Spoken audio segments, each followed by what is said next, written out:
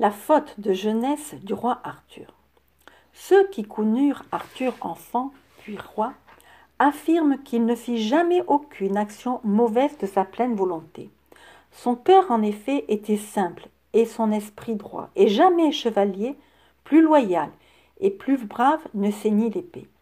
Et cependant, dans le temps même où les barons du royaume de l'ogre se réunissaient à Carduel pour élire celui d'entre eux qui deviendrait leur seigneur, il se rendit coupable d'un grand péché.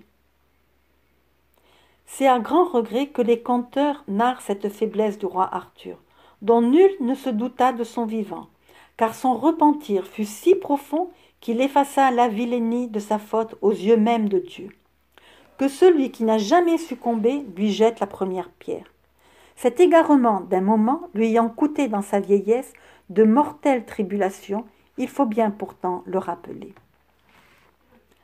Arthur dormait alors, selon l'usage, dans la propre chambre de son seigneur, le roi Lot d'Arcadie.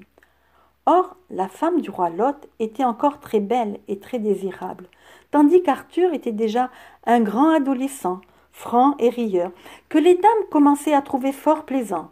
La reine elle-même, qui l'avait connu tout enfant, le cajolait innocemment, sous prétexte qu'elle avait des fils presque du même âge.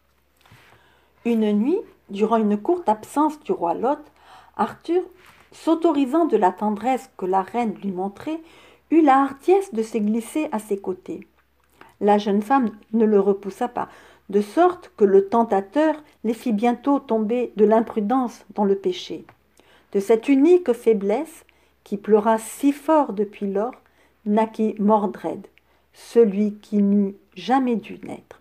L'adolescent n'apprit que plus tard avec quel effroi, lorsqu'Antor lui révéla le nom de ses véritables parents, quel lien de sang l'unissait par sa mère à la reine d'Orcadie.